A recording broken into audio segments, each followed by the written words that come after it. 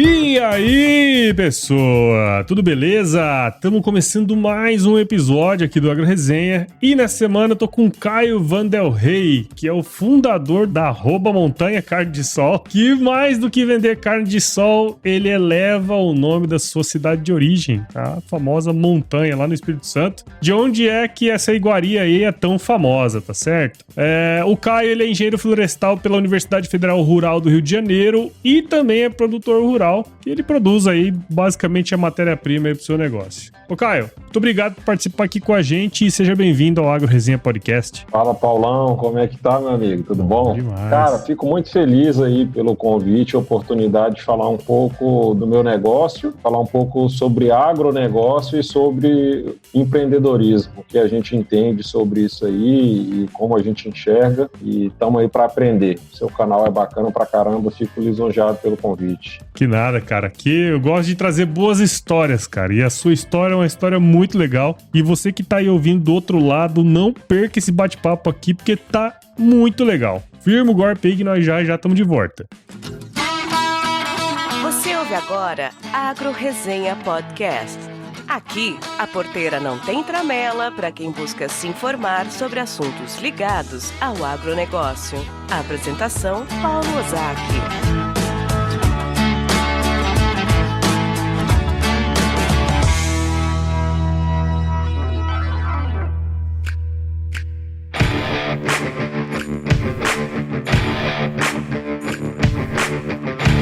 Eu tô aqui de volta com o Caio. E, Caio, pra gente começar essa resenha aqui, cara, você já escutou os episódios, alguns episódios e você já sabe, né? Então, se você puder contar um pouquinho aí da sua história pra gente aí, pra quem estiver escutando aqui conhecer você. Eu venho de uma família que é da terra mesmo, eu sou a 4ª geração que está trabalhando com agronegócio. A gente sempre teve pecuária como uma fonte principal, mas houve também a agricultura em alguns momentos dentro da nossa família. Então cresci indo para a fazenda, meu pai é um cara que viveu na fazenda, ele nasceu mesmo na roça, para você ter ideia.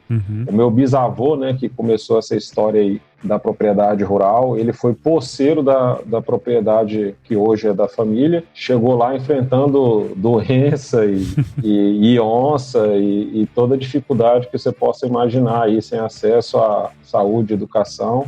Começou a habitar, povoar aquele lugar lá que era inabitado e foi passando de geração para geração, sempre com essa pecuária, depois um pouco de agricultura. Veio a minha geração, a gente deu uma afastada, a gente saiu para estudar, sempre o foco da geração do meu pai foi cobrar da próxima geração estudo. Isso, na minha visão hoje, afastou a gente da propriedade, porque talvez eles tivessem ali uma dificuldade com a geração deles, talvez não obteve o êxito que eles acreditavam que poderia ter.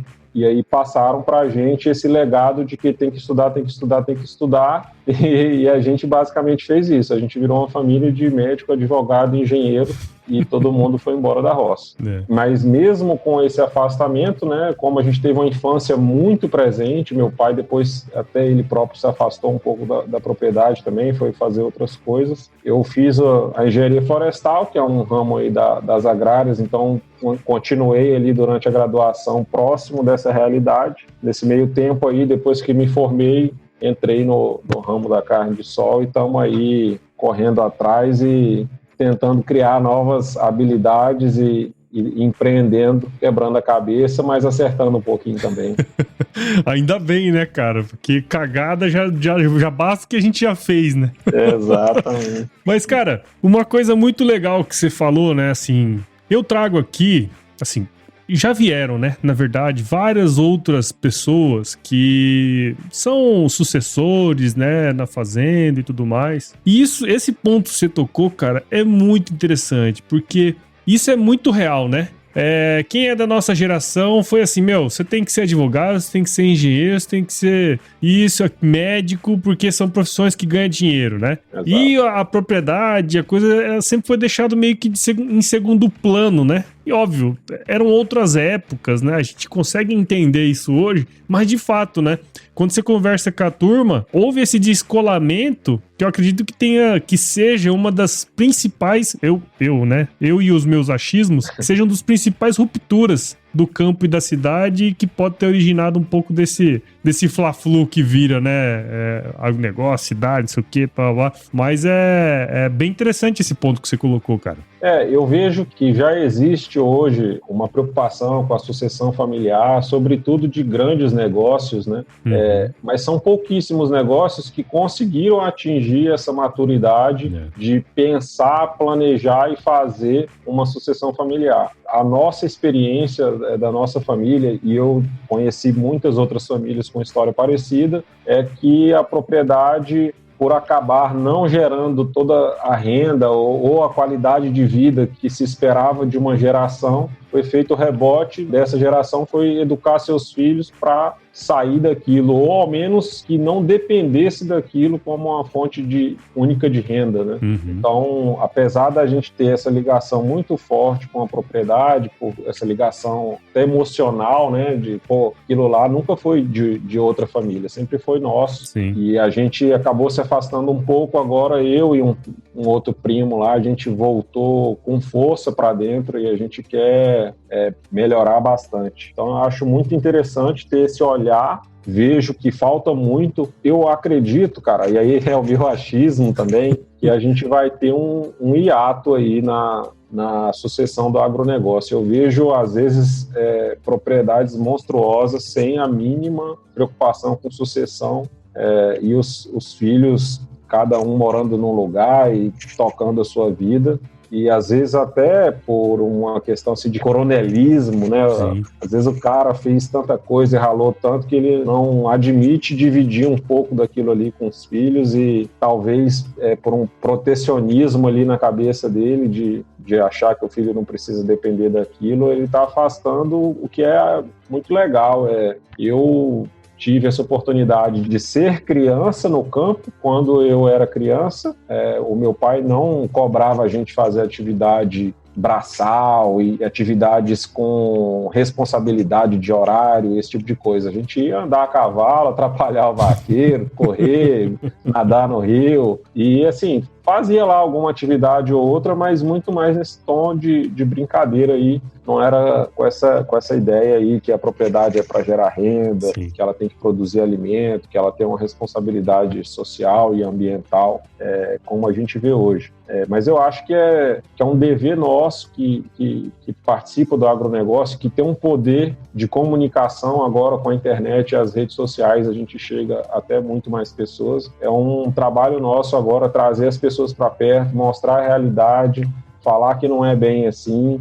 A gente tem, infelizmente, né, uma cadeia de uma mídia e pessoas e movimentos até formalizados falando mal sobre o agronegócio brasileiro, principalmente.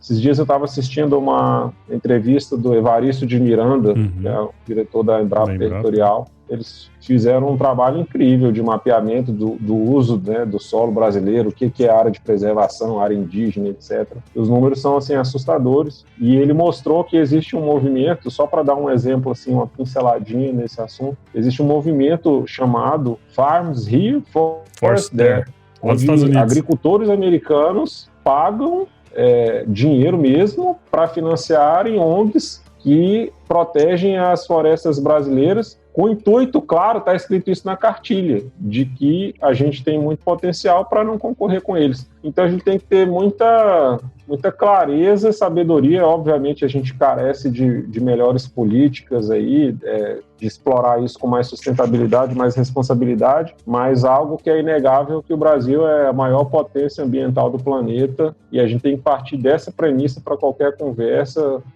Não dá para vir europeu que não tem mais floresta, não tem índio, não tem nada, bater na mesa e falar que a gente tá desmatando tudo, né? Cara, e isso é uma coisa muito interessante, né? Você falou uma coisa aí que eu queria puxar até um gancho, que você falou assim, a gente tem que assumir, a internet veio pra gente até assumir algumas responsabilidades, que é passar conhecimento, trazer à luz as coisas que a gente faz. E não por acaso, o seu nome surgiu aqui nesse podcast porque uma pessoa te segue. Boa. Né, que é o Rogério Matsuda. Ele te segue já, acredito que há algum tempo. Ele virou pra mim e falou assim: Paulo, você tem que entrevistar o Caio, cara. O Caio tem uma história muito legal, ele faz um negócio lá, porque você mostra, né, o trabalho que você faz com a carne de sol, né, de montanha. E eu acho que ele gosta também de comer carne, porque toda vez que eu posto foto de carne lá no Instagram, ele vai lá e comenta, entendeu? Ele gosta. Então, cara, eu queria que você pudesse contar pra gente por que a carne de sol lá de montanha no Espírito Santo é tão diferenciada assim, cara. Conta pra gente aí, velho. Eu sempre falo assim, a primeira coisa que eu tenho que dizer para defender a carne de sol é que ela não é, o que ela não é primeiro. A carne de sol não é charque, a carne de sol não é carne seca, a carne de sol não é jerk beef, que são processos de cura, onde o sal elimina praticamente toda a umidade da carne e tem um fim único aí de conservação, porque ninguém come uma carne seca, nem um jerk beef, nem um charque do jeito que ele é, né? Porque tem sal demais e não é para isso, é para conservar mesmo. A carne de sol é um processo que veio dos nordestinos, que surgiu na mesma época, até se confundem, né? A literatura hoje não é muito clara sobre quando exatamente surgiu e qual é a diferença conceitual, mas tem um camarada que eu acompanho muito, para mim é o maior entendedor de carne de sol do Brasil, chama Beethoven Picuí, é um mestre, um chefe, né, nordestino, e é especialista em cura de carne de sol assados. Então eu fiz um curso dele, entendi melhor dessa história, mas enfim, a cura com a carne, ela veio por uma necessidade de armazenar alimento. A gente não tinha energia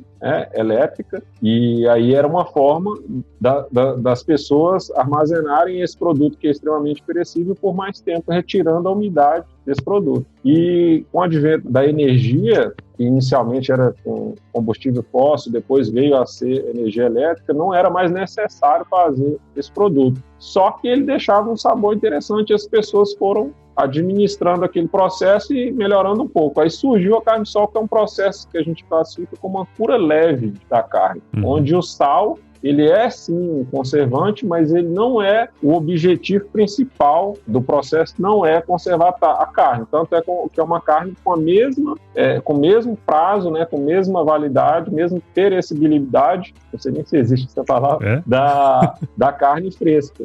Então, assim, a gente faz o processo de cura, né, o processo de salga da carne lá por algumas horas, e isso se perpetuou. Apesar de não ser mais necessário, deixou um sabor interessante e isso foi se perpetuando. E ainda, inclusive, o Beethoven fala muito sobre isso, ainda existem umas variações de carne de sol ainda. Uma parte do Nordeste coloca o leite depois da cura para reidratar a carne, deixa um pouco de sabor também. Aí tem gente que usa manteiga de garrafa no final do processo cura, né? Depois que você corta a cura, interrompe, né, a salga da carne, normalmente com água corrente. Você adiciona ali a manteiga de garrafa. Tem gente que usa azeite, né? No meu caso, eu uso um pouco de azeite extra virgem com acidez muito leve, para dar ali um sabor especial. E aí a carne de sol de montanha, né? O que a carne de sol de montanha tem, assim, especificamente a mais do que as outras? A gente tá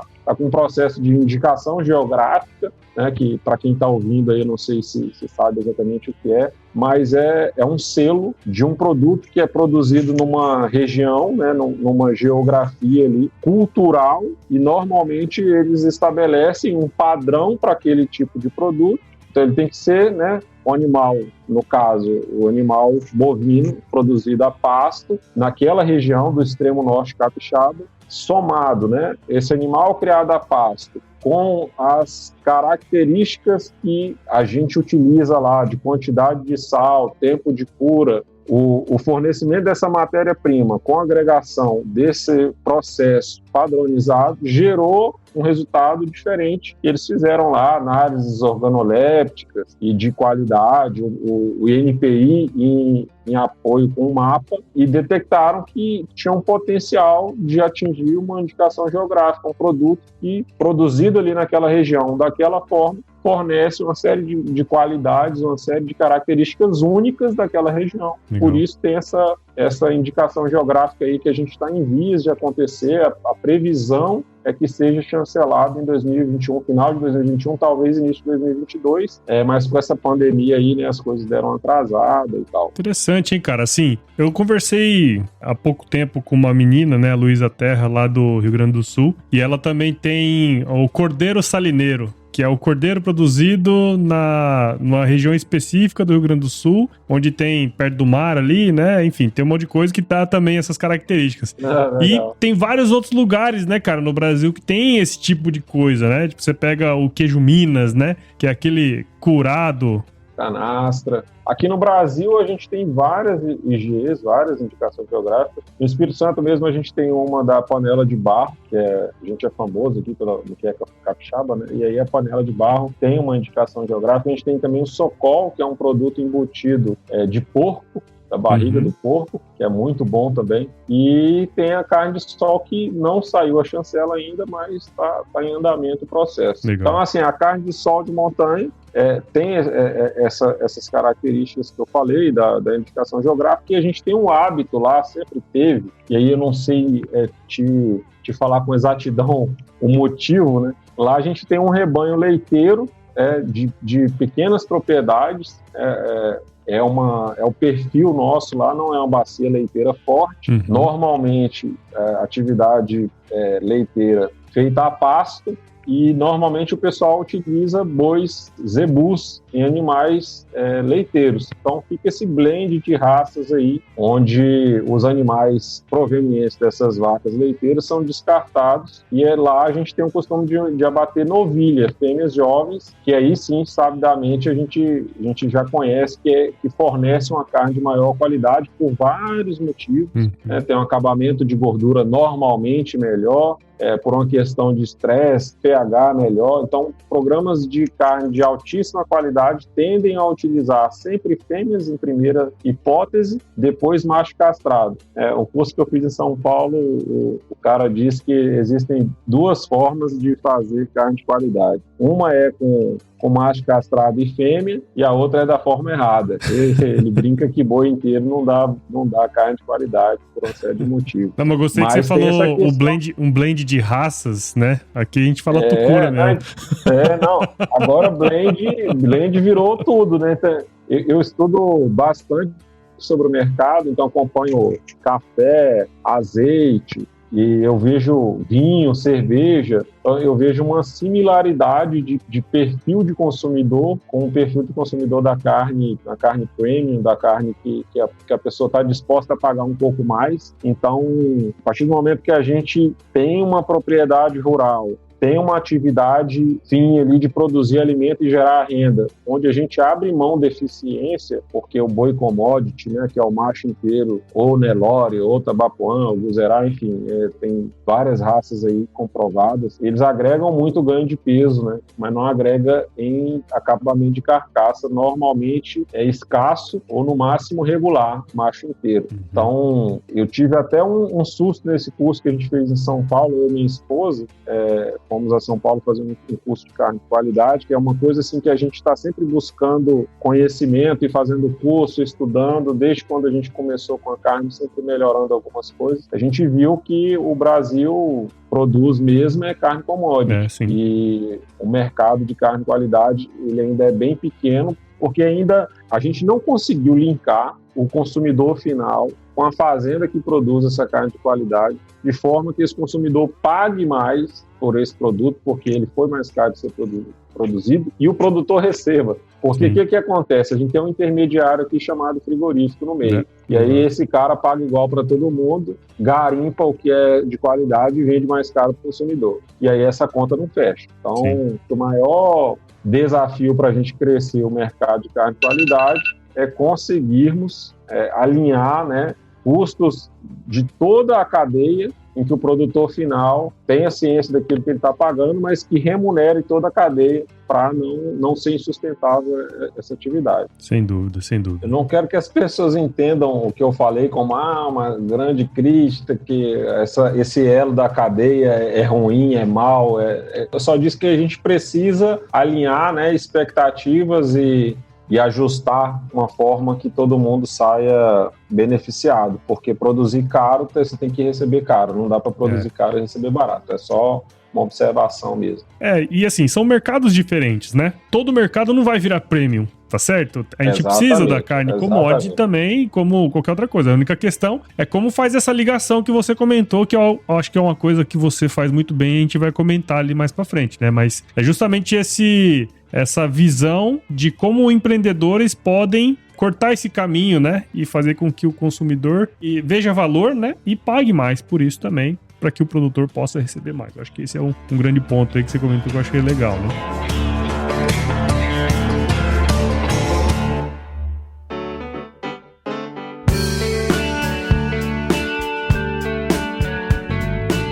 Cara, você cursou engenharia florestal, né? E você falou pra mim que sempre esteve ligado ao campo, uma série de questões que você já comentou aí no passado, né? E aí você falou também que quando você se formou, você não tava legal ali o mercado pra engenharia florestal, e aí você começou a estudar pra concurso, junto com isso você começou a empreender. E aí nesse quesito, assim, eu queria pegar nesse ponto em específico, né? Você já falou o que é a carne de montanha, né? Mas eu queria saber, primeiro, o que te impulsionou na época a fazer floresta, né, engenharia florestal. E segundo, como que foi esse resgate, cara? Porque, pelo que eu tô entendendo, você acabou tendo, tipo assim, como é que eu vou colocar isso sem ser estranho? Mas você acabou resgatando uma coisa assim da sua família, da sua região, talvez até por falta de opção.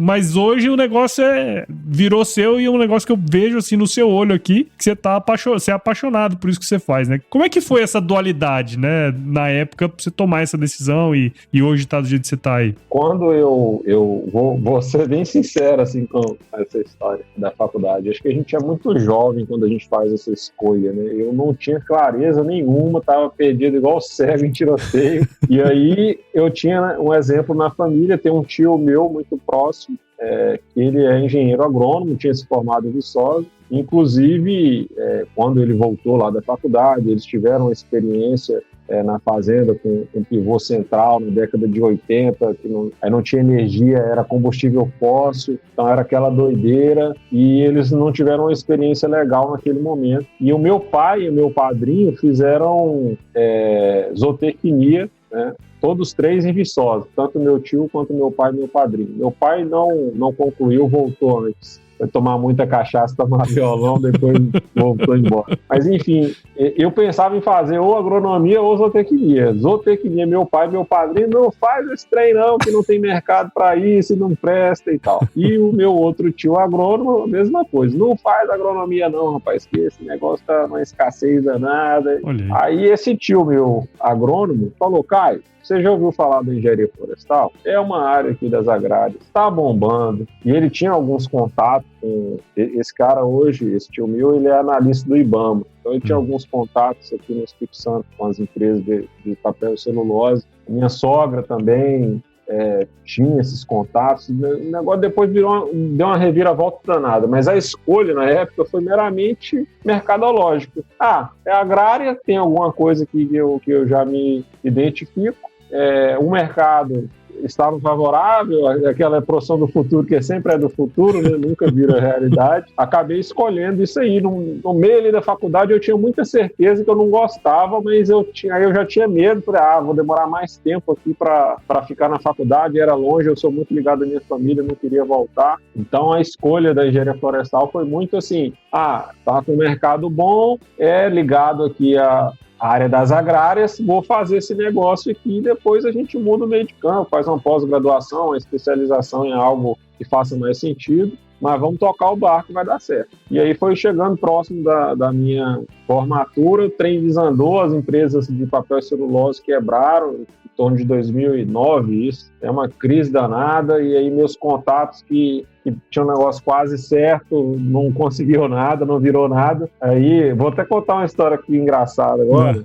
Logo quando eu formei, surgiu uma oportunidade. Um amigo meu trabalhava numa empresa que fazia licenciamento ambiental, e eles ganharam uma licitação lá em Pecém, Ceará. E aí, vamos lá e tal. E o serviço era de identificação botânica. Eu odiava, eu falava assim, não sou engenheiro para fazer identificação de planta, não. Deus me livre fazer um negócio desse. Mas foi a única coisa que pintou, vamos lá. Rapaz, a gente acordava, sei lá, 5 e pouco da manhã, 6h30 estava no mato, 7 horas a gente estava batendo facão e tomando ferroada de marimbondo. E um calor desgraçado naquela... Era uma área de restinga que ia ser suprimida para virar uma refinaria da Petrobras. Duvido muito que virou, né, pelas histórias que a gente acabou escutando da Petrobras, acho que não foi nada disso para frente, mas o projeto foi feito e aí ficou essa experiência. Fiquei em torno de 30 dias lá tomando ferroada, um sol que Deus dava. Eu brinco que a chuva lá não dava tempo de cair, não. Tá na metade do caminho evaporado de volta.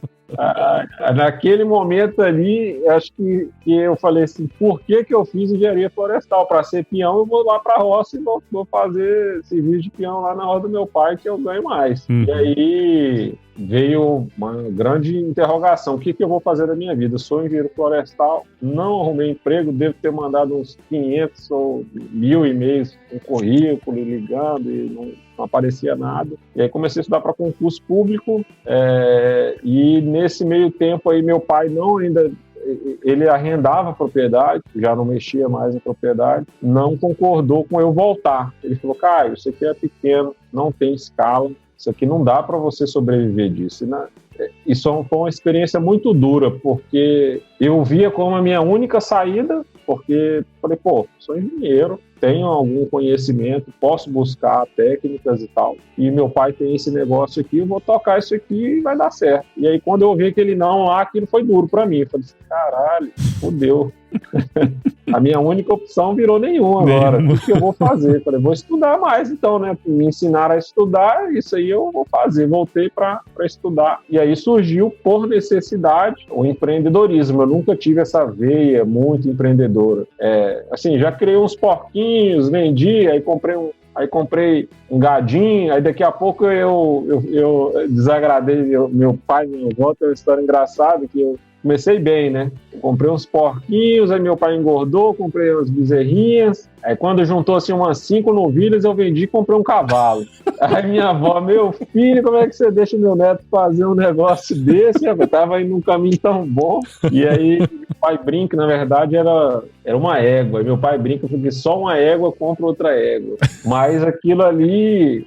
foi engraçado que eu falo com ele, eu falei, pai, obrigado, porque eu enchi tanto o saco dele e juntei uma grana e tal para comprar um animal de raça, um documento na época, uma coisa que era rara, ninguém tinha. E ele entendeu que se ele falasse não para mim naquele momento, ele estaria falando não para minha vontade de ir para a propriedade também, que aquilo ali é que me encheu os olhos e tal, como não era, eu não sobrevivia daquilo e não oferia renda daquilo, ele me cortar naquele momento ia ser uma coisa muito dolorosa. Eu acho que ele foi muito, muito sábio, mesmo sendo muito contra em ter deixado eu fazer essa compra.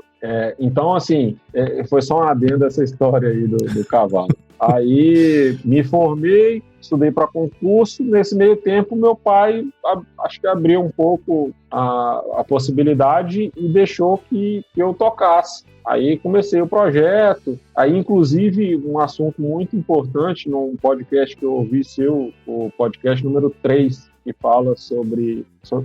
É o número 3? O 3 eu fiz com o Marcel Durigon, se eu não estiver enganado, que é sobre extensão rural. Extensão rural. Esse da extensão rural não é bem isso que eu queria falar. Teve outro com um rapaz que foi para Brasília e trabalha também com extensão e assistência técnica para agricultura familiar. Foi recente agora, né? Que é o episódio da gestão rural que eu fiz com... Isso, é com o Matheus Rocha. Isso, Matheus Rocha. Achei sensacional, escutei esse podcast aí. Dá pra gente fazer um adendo em relação à propriedade familiar, agricultura familiar. A gente tem lá uma propriedade que se enquadra, né, pela lei em agricultura familiar, questão de módulos fiscais, mão de obra, renda, etc. Aí tem alguns números que eu anotei aqui. A ONU diz que 80% de toda a comida do planeta é proveniente da agricultura familiar. No Brasil, a gente tem 70% do feijão, 87% da mandioca, 67% do leite, 59% do rebanho suíno, tudo proveniente da agricultura familiar. E o Pronaf, que foi a linha de financiamento que eu comecei nessa época, salvou a nossa propriedade. A nossa propriedade tinha um faturamento em torno de R$24 mil por ano, porque meu pai arrendava, né? E uma depreciação da propriedade, porque quem arrendava dele não estava preocupado com sustentabilidade, com perpetuação da atividade, etc. Era um explorador da propriedade. E a gente, depois aí de alguns anos, hoje a gente tem um faturamento lá em torno de 170 mil, 180 mil reais por ano, que só foi possível através de linha de financiamento rural, onde a gente pagava o banco, o capital, os juros e trabalhava gerando renda para o meu pai, gerando produção de alimento, gerando emprego. Então, assim, é extremamente importante as políticas públicas para essa classe, e eu acho que até tem que ser revisto algumas coisas. Eu estava olhando o Plano Safra, por exemplo, de 2020, 2021, o último, né? De 236 bilhões do plano, apenas 14% foi para essa classe. Então, a gente tem que olhar com mais carinho, olhar com mais cuidado. É difícil de entender. O Brasil é muito grande, os perfis, né, dos produtores são muito diferentes de um lugar para o outro. Às vezes as pessoas não têm mesmo acesso, é difícil até de ajudar, mas a gente tem que olhar, né, com carinho e aproximar e ouvir deles o que dá para fazer. E dá para fazer muita coisa. Eu sou um exemplo de que esse tipo de política pública salva a renda de uma propriedade. Ela hoje é infinitamente mais produtiva, tanto de alimento, quanto de renda, quanto de geração de emprego. Então, assim, eu sou um defensor assíduo disso. Acho que tem que ser sério, tem que olhar para essa classe, tem que respeitar e tem que conhecer, né? As pessoas não conhecem a realidade. A realidade das pequenas propriedades rurais, às vezes, é deprimente. O cara trabalha, e às vezes por falta de informação, por falta de acesso, por falta de assistência técnica, não tem uma vida minimamente prazerosa. O cara, só sofre ali, toma sol. Digna mesmo, né, cara? A vida digna, né, cara? Exatamente. Dá para ter uma vida digna no campo. E aí eu me enxergo muito nesse papel aí, eu ter que passar. Muita gente acaba me procurando pelas redes sociais, que eu mostro um pouquinho da propriedade e tal, e pedindo informação, pedindo ajuda. Eu deixo a propriedade lá aberta, quem quiser visitar, o pouco que eu sei, que eu acabei aprendendo aí, eu compartilho com todo mundo. E assim, acredito que se existe um dos meus papéis no mundo é tentar ajudar um pouquinho essa galera aí que está nessa realidade.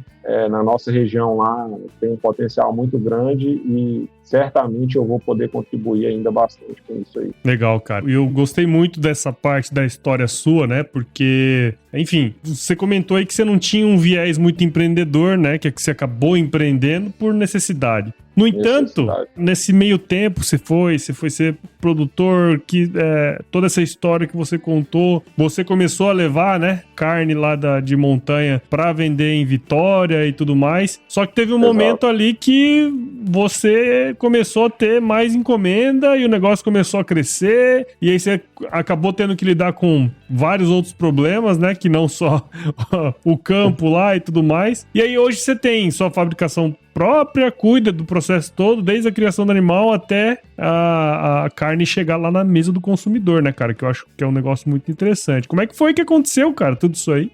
Então, na época que eu comecei, né, por pura necessidade, eu vendia açaí na pracinha com minha esposa, né, eu era engenheiro de uma universidade federal, eu tive que fazer isso. Fui atendente da academia do meu sogro por um tempo, a gente vendeu roupa de academia e estudando para concurso. Depois acabei sendo aprovado em 2 concursos, já a carne já tinha aumentado a proporção e aí eu só era um repassador dessa carne, né? Como a carne era famosa na região, muitas pessoas já faziam isso. Então, desde quando eu comecei, foi muito fácil vender, porque as pessoas me conheciam. Eu tenho uma história ainda ligada com a história do município. Meu avô foi 2 vezes prefeito, meu pai foi vice-prefeito, vereador, meu tio foi vereador, e meu outro avô também foi vereador. E, assim, desde a emancipação, meu avô foi o primeiro prefeito da cidade. Ele participou do processo de emancipação. Meu avô paterno, meu avô materno foi vereador nesse mesmo mandato, presidente da Câmara Municipal. Então, a gente tem uma história muito forte com a história da cidade. Então, eu comecei a levar para amigos de amigos, essa carne, só repassava mesmo, comprava de um preço lá, colocava um precinho, isso aumentando. E aí eu fui percebendo que, conforme eu pressionava um pouco o mercado, ele deixava a desejar. O padrão não era o mesmo, o cara queria me vender gato por lebre, porque uma coisa é você chegar e comprar 5, 10, 20 quilos de carne, o cara vai conseguir te atender com um padrão de qualidade que é tranquilamente atendido. Mas quando você começa a comprar 50, 60, 80, 100 quilos de uma vez ali, já começa a ferir um pouco ali a capacidade do cara. E às vezes no âmbito ali de vender, ele vai falar que o ruim é bom. E isso eu não aceitava. Eu falo, cara, se não tem, fala que não tem. Como é que... Eu comecei a falar, olha, eu preciso desse padrão aqui. Aí eu peço, não tá no padrão. E esse sempre foi a minha maior dificuldade. Eu entendo eles, eu sempre fui muito claro com os meus fornecedores. Eu falava, cara, se você não tem problema, mas diga que não tem. Que não pode você dizer que tem ou chegar aqui não é o que você já sabe, porque eu compro aqui toda semana. Então você já sabe o que eu preciso, né? E realmente é uma dificuldade. As pessoas, eu brinco que elas não aceitam ouvir o que eu falo, porque até hoje é assim. Então, a partir dessas dificuldades e outras que foram surgindo, eu percebi que se eu quisesse crescer esse negócio, eu teria que ter o meu. Então, ter o meu padrão, ter o meu processo. Outra coisa que eu percebi, às vezes a carne vinha salgada demais, às vezes vinha salgada de menos, porque o cara não era um produtor de carne só. O carne só era um dos produtos que ele vendia. Então, se a carne tem que ficar X horas no sal, se você tem que colocar Y gramas de sal por quilo de carne, o cara que está atendendo lá 5, 10, 15 clientes, ele não vai dar conta de olhar isso. Então isso aí é uma coisa que ele faz lá para agregar um pouco de valor, mas sem aquela preocupação, sem aquela responsabilidade toda de padronizar. Então eu comecei a fazer eu mesmo, né? Meus pais têm uma casa que tem 2 lotes, né? Eu fui tomando a garagem, depois eu fui aumentando. Hoje a gente está competindo já em área, quem é que tem mais área lá. Então, esse olhar diferente, né? Eu acho que o produto já era famoso, a carne de sol é centenária, não inventei a roda. O que eu trouxe aí, se eu posso falar, é um novo olhar. Claro. Eu precisava mostrar para as pessoas que aquele produto tinha uma nobreza até maior do que os próprios montanhenses entregavam, né? Então, hoje, a gente se você for em montanha hoje, você vai encontrar um produto infinitamente melhor do que há 10 anos atrás, quando eu comecei, e isso se deve à forma que eu consegui levar para fora da cidade. Claro. Então, hoje tem um monte de gente que vende aqui a carne de sol de montanha, em Vitória, em Colatina, em Linhares, São Mateus, que são cidades um pouco menores nesse meio de trecho aí entre Vitória e Montanha, porque Montanha fica 350 quilômetros de Vitória, né? Então é bem longe. E aí o mercado mudou mesmo, as pessoas entenderam que precisa de um padrão melhor, então um toalete da carne melhor, a apresentação do produto com a embalagem a vácuo, com a logo ali de uma marca. Então, eu consegui trazer esse olhar. As pessoas já enxergaram, isso aqui tem potencial. Então, eu acredito que a gente tem que explorar isso para poder levar turismo para lá, para poder fazer o caminho contrário também, Paulo. Eu converso muito com o produtor, porque eu não sou o único produtor da minha carne. Né? A nossa propriedade é pequena, não tem escala, eu compro toda semana. Eu tenho uma série de parceiros. O que eu faço lá, eu brinco que a análise normalmente de um negócio, né, rural, ele passa pelo técnico operacional e financeiro. Eu coloco o sonho no meio aí e nem sempre eu sigo muito esse planejamento só técnico operacional financeiro. Então eu coloquei raça taurina lá no meu rebanho, eu faço uns testes aí para poder produzir uma carne com alto valor agregado e acredito que tem muito potencial que eu vou ser remunerado por isso. Então a minha perspectiva, qual é o seu sonho, Caio?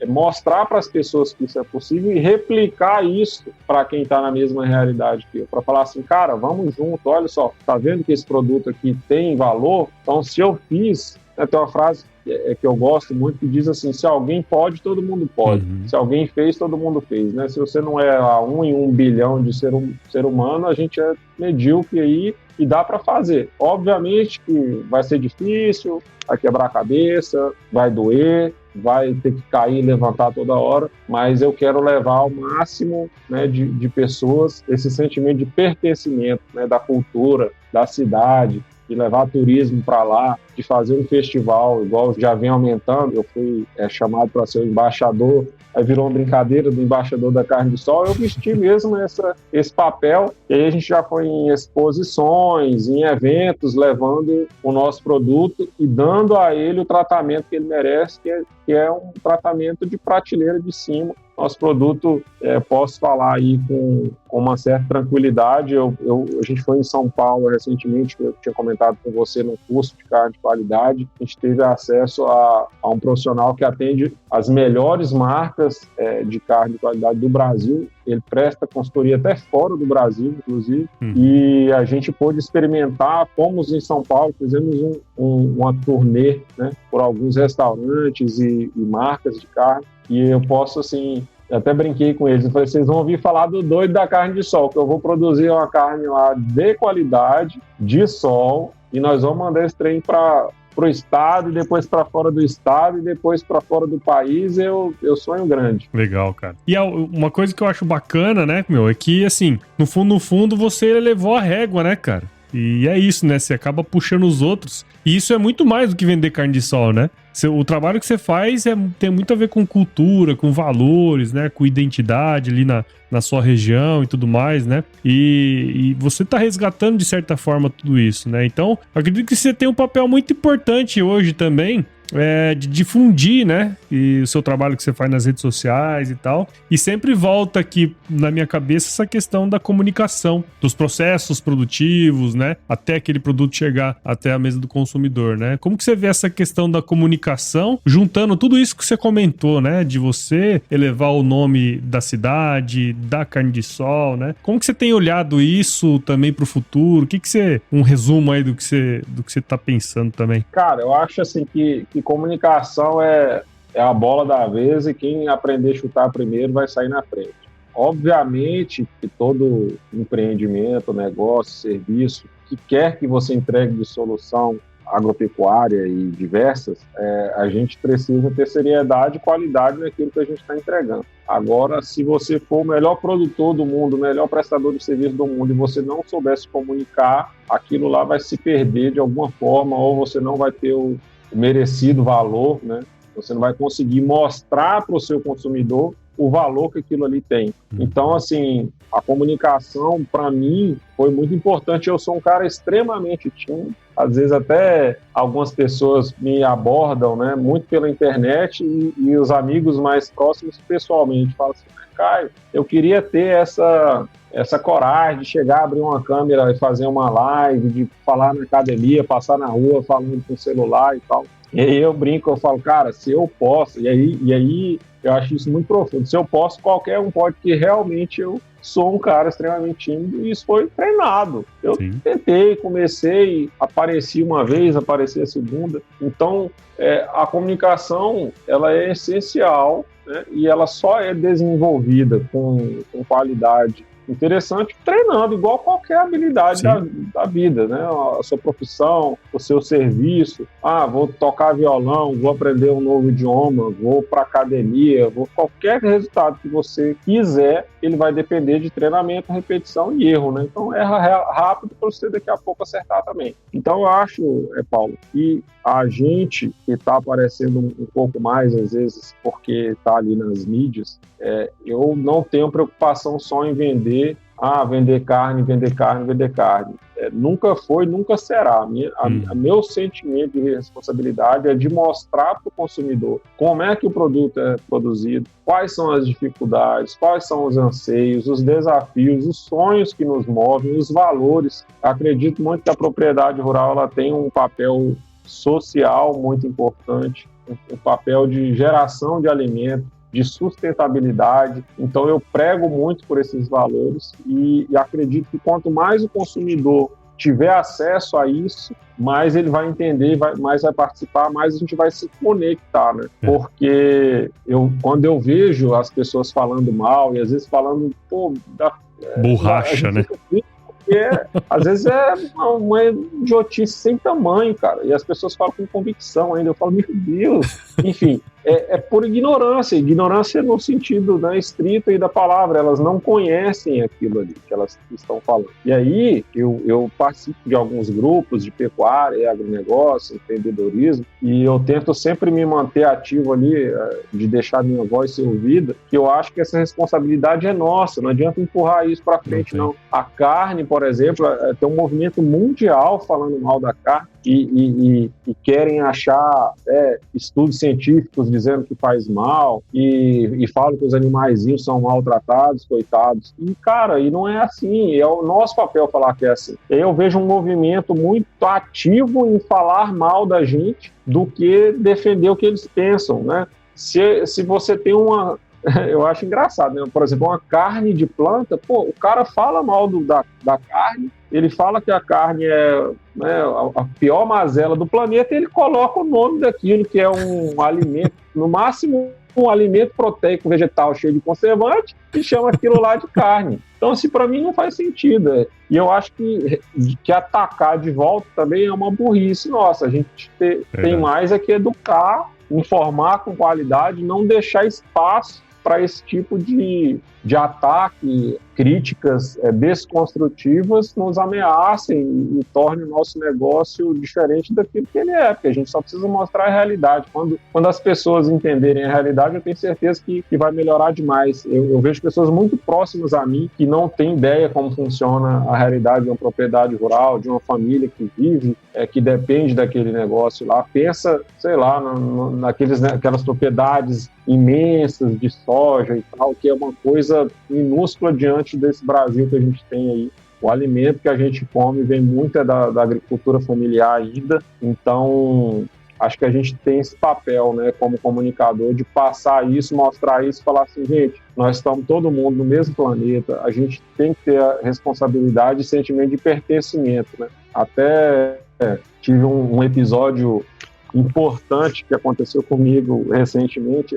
Eu e minha esposa, né, a gente é muito parceiro e o empreendimento vem muito dela, né, da família dela, sempre teve essa, como eu te falei, eu virei empreendedor ali por necessidade. Eu fui ensinado a ser um profissional igual funcionário, exatamente, isso aí. Fui treinado para ser funcionário. O bom é ter o certo, ter segurança, estabilidade, etc. Então, esse negócio de empreender veio da minha esposa, a gente foi empreendendo, tivemos uma esmalteria que tivemos um prejuízo de dezenas de milhares de reais em poucos meses, e aí vendemos açaí e vendemos roupa de ginástica e não estamos essa carne, e ela tem uma outra loja. Então, essa participação empreendedora, a minha mensagem assim, mais importante é que a gente tem que pertencer àquilo lá. E aí com o agronegócio é diferente. Vou te dar um exemplo de que aconteceu comigo que eu comentei. Eu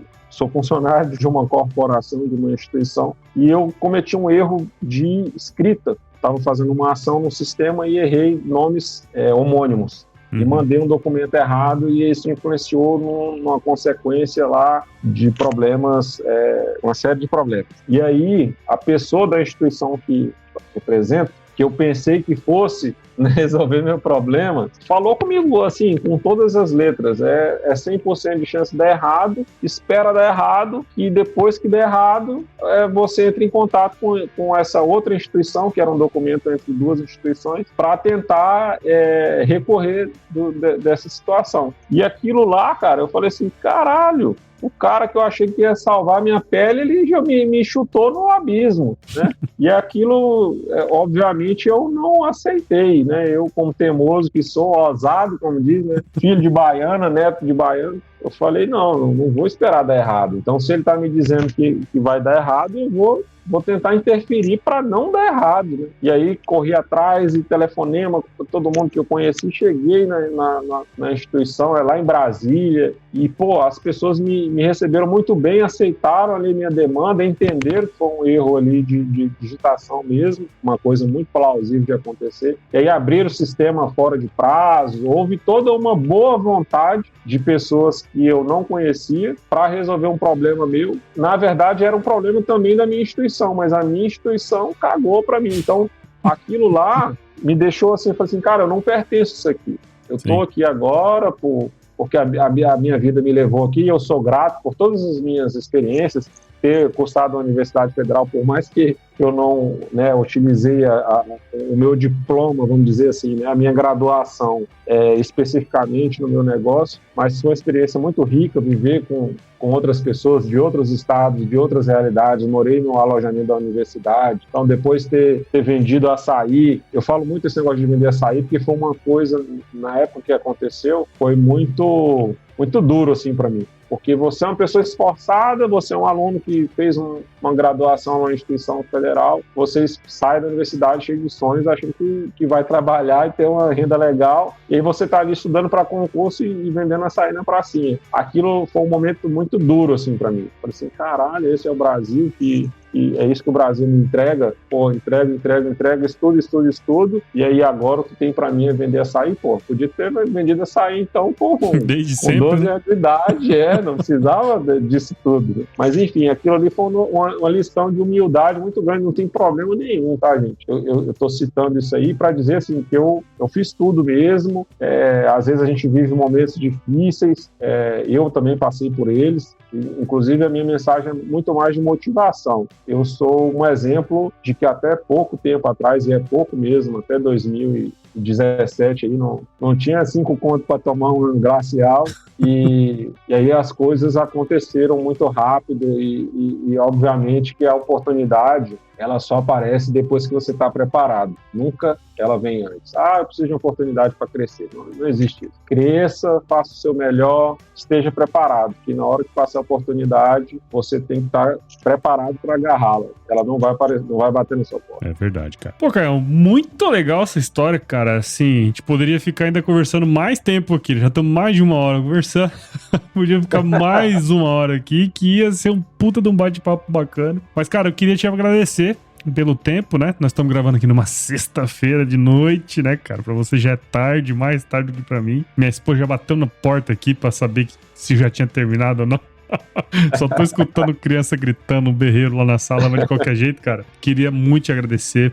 Foi um puta de um bate-papo bacana, gostei demais de conhecer a sua história. Tenho certeza que quem escutou, quem tiver aí do outro lado escutando, aproveitou muito o ensinamento que você trouxe aqui pra gente, né, cara? Então, a única coisa que eu tenho pra dizer é que eu quero provar, obviamente, a carne de sol de montanha, né? Óbvio.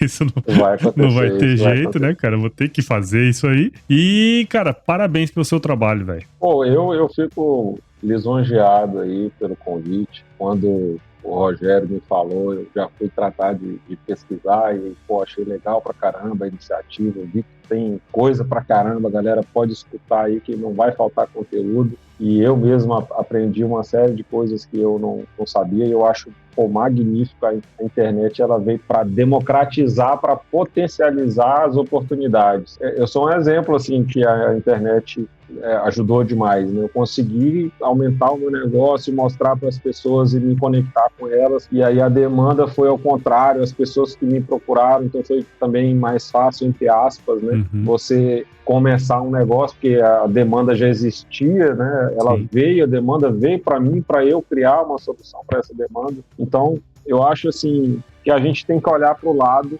porque muitas vezes a gente está olhando muito para frente e enxergar as oportunidades. Às vezes, um tio, um primo, um amigo que pode te dar um conselho que às vezes você vai demorar anos para entender, mas ele está ali do lado e às vezes você não procura. Às vezes você pode fazer algo um pouco melhor com as ferramentas e com o que você tem disponível hoje, para quando as coisas melhorarem você fazer um pouco melhor. Então sempre a minha mensagem é de positividade, de vamos lá, dê o seu melhor. Agradeço demais aí. Eu tenho uma missão que eu acredito de levar essa mensagem para as pessoas de que é possível a gente melhorar, que é possível a gente se desenvolver, que a gente pode romper barreiras. Inclusive, tô terminando um treinamento para ajudar. Muitas pessoas me procuram a respeito de crescimento de marcas, né?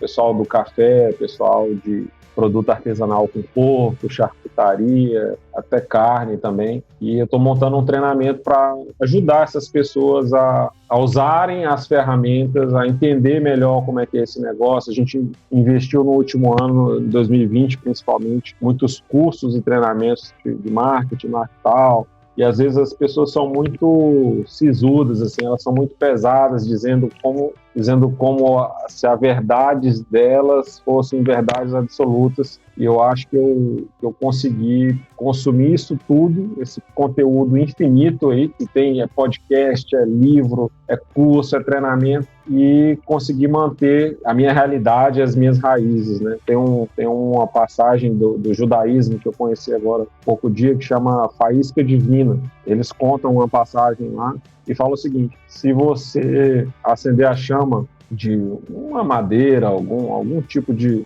combustível, qualquer lugar, né, qualquer movimento que você fizer, lateral, de cabeça para baixo, diagonal, a chama sempre vai estar na mesma direção. Então, quando você muda a direção, né, se você não estiver alinhado com a chama, você colocar, por exemplo, de cabeça para baixo, você vai se queimar. Então, eu acho isso muito bonito, que a ideia é falar, vamos preservar nossas raízes. Quando a gente está fazendo merda, normalmente é porque a gente está abrindo mão de algum valor, de algo que a gente acredita, de querer mostrar o que a gente não é, de querer fazer o que a gente não concorda, e sempre dá merda. Então, mantenha-se firme aí que vai dar tudo certo. É isso aí, cara.